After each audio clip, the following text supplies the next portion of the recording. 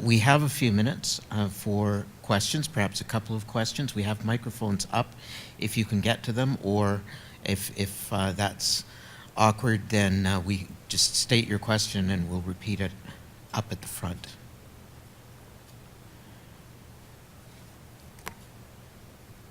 And if you could identify yourself for everybody. Thank you. Yes. I'm a historian, and I would like to ask Kate Glover a question. Can the Prime Minister prorogue the Senate in the same way that he prorogued the House of Commons?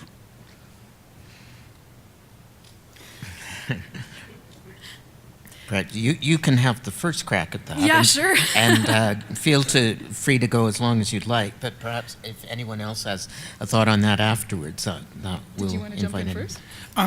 The Prime Minister prorogues Parliament, right? So both the House of Commons and the Senate are prorogued at the exact same time, right? What prorogation is the end of a session of Parliament and the beginning of a new session, right? So while the media or the popular press focused on what was happening in the House of Commons, the Senate was sent home at the same time, and then they come back for a speech from the throne. Thank you. Another question. Any other questions? Senator Banks. Thank you. I am Tom Banks. The question that Mr. Potter raised is one that has intrigued me a long time about the words shall in the Constitution. Just for the sake of argument, and I've never had an answer to this question, and I've never asked it before, I'm presuming that written law, particularly constitutional law, takes precedence over convention. That's the basis of my question. Because let us assume, for the sake of the argument, that some magic day, all of the provinces and the federal government agreed on a means by which lists should be given to the Governor General. Because one of the impediments to change, of course, is that you can't change the royal prerogative. And so let's assume that a magic way could be found to provide a list for selection to the Governor General, other than a recommendation from the Prime Minister. The Constitution is silent on the Prime Minister, and the Constitution says the Governor General shall. It doesn't say anything about the Prime Minister. So if we had that magic way on which everyone could agree to provide a list to the Governor General from which to choose appointments, could you get around the convention, which has been in place for a long time, that only happens on the basis of a prime ministerial recommendation? Well, I have to say, I find it very interesting. I'm honored, Senator, to be the first one to receive this question. You're right that the Constitution, when it uses the word shall twice, refers to the Governor General, does not refer to the Prime Minister. The requirement on the Prime Minister arises from the Constitutional Convention that the Governor General, who is under the weight of these two shalls, must act, is required to act, says the Supreme Court, on the advice of the Prime Minister. I think it's a fair extrapolation to say that the Constitutional Convention, therefore, is that the Prime Minister must give recommendations so that the Governor General can fulfill the constitutional duty. Now, that's a convention. Conventions arise, and conventions, I suppose, eventually sometimes die and get replaced by changed conventions. So I think your question boils down to, can we slowly develop a new constitutional convention to replace this existing constitutional convention, which, though it's not written, is just as much a constitutional requirement as if it were written? And I suppose in theory the answer is yes. Now, how you actually get there and by what increments do you get there, and is the first increment so great a step that it amounts to a violation of what's there now? These are devilish details, but I suppose in theory a new constitutional convention can replace a prior constitutional convention. Now, having said that, I'm very mindful of what Kate Glover said about the unwritten, underlying reasons for which these constitutional requirements are there. and the underlying unwritten reasons for the architecture, let's call it that, of creating a Senate are guarantees of representation, of, I think, sober second thought, and of the Senate performing an independent, and senators each individually performing an independent role. Does the new convention comply with that? I think that's another question. But in theory, yes, a convention can give way to a new convention. I'll just ask if anyone, yes, please, go ahead. Great, thank you. I'll just say two quick things about, in response to that question, following up on what Simon said. Constitutional conventions, of course, are not enforced by the courts, right? They are by operation of the political order, and so they are enforced as well through the operation of politics. And so if there is no enforcement of a convention, then within the political sphere, then over time that convention could be said not to exist anymore, and we could develop new conventions. The thing about that I would say in terms of the court's decision in the reference is that the court did say that the entire process, quote, entire process of selection of senators is now entrenched within the Constitution, and any change to that would trigger the operation of the amending formulas under Part 5. And it's not clear, one of the open questions after the reference, one of the uncertainties, is whether or not that entire process includes the conventional aspects of it as well. And it's not clear coming out of the reference whether or not that's the case. It is,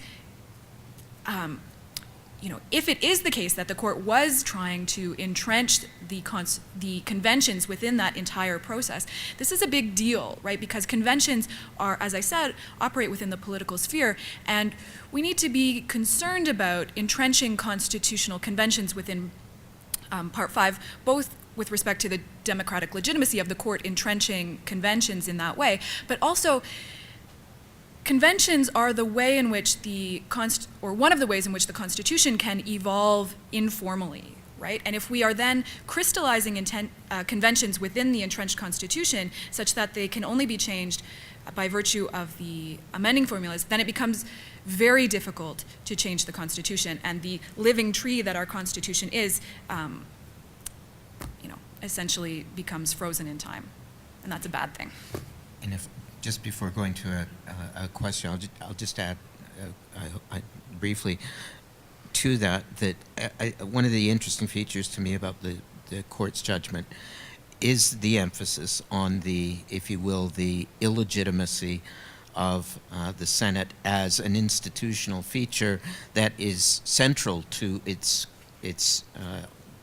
existence and our constitutional architecture. And it would seem that that does create a problem if you're talking about conventions or agreements, moving to those, that could be seen as increasing the legitimacy electorally or even otherwise of the Senate in the way in which conventions operate, but those become drawn into the realm of constitutional amendments through the judgment.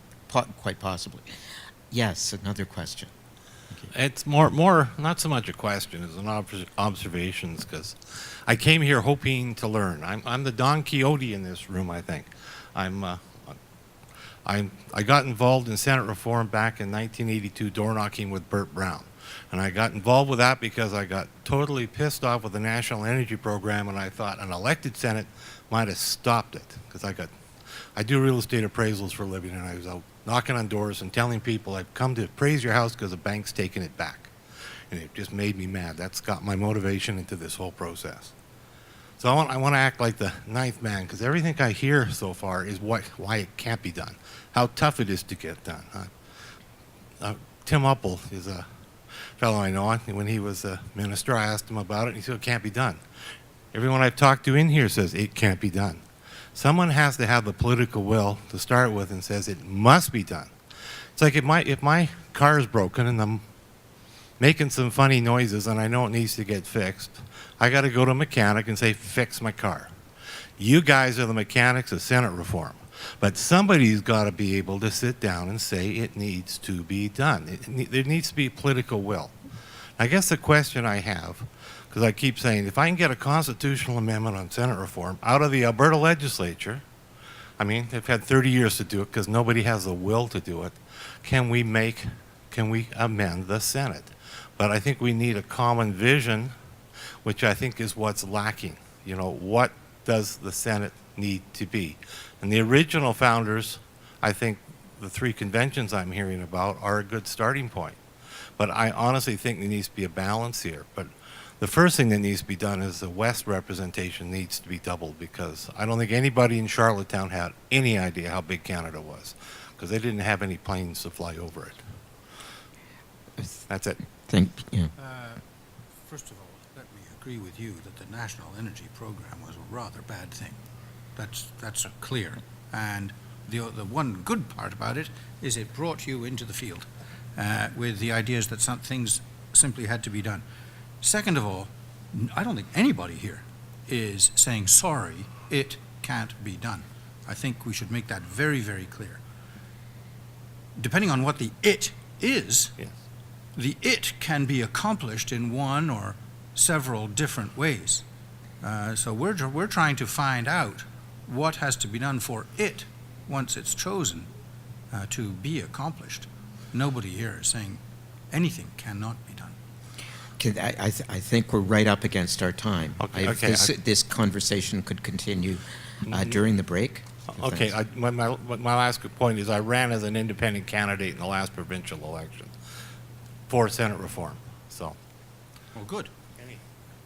Thank you very much. Yes, certainly. Yeah. Bruce. So one of the points that I didn't make in this speech, but is the premise of why I researched how social cleavages affect change is I start from the fact that constitutions can be changed, right? They have a higher threshold than ordinary legislation, but every constitution can be changed. And in the United States, we've seen their federal constitution change repeatedly, including an elected Senate. At the state level, where they use referenda in order to change the state constitution, it's changed routinely, and that threshold's much higher than our 750 rule. Pierre Trudeau, towards the end, after he had ceased being prime minister, made the point, and this isn't the way the amending formula was designed, but he made the observation that any single member of a legislature in Canada could introduce a constitutional amendment. So there are over 1,000 people who could initiate Senate reform, and then if it was an idea whose time has come, it will get the momentum. But as you point out, it hasn't even gotten through the Alberta legislature, and they were the most keen on it. But it can be done. What the question is determining what Simon said, what is the it that we can agree on? And that's where I think it's key, and this is where my historical thing came from, is I think it's key that we have a discourse that includes the minority community, which is Quebec in this case, right, in order to create a political momentum that bridges that cleavage, because otherwise we're going to always have resistance from Quebec if it's a proposal that just flies in the face of what that province's interests are. Okay, thank you. Well, that's a very good note, I think, for us to conclude this session with.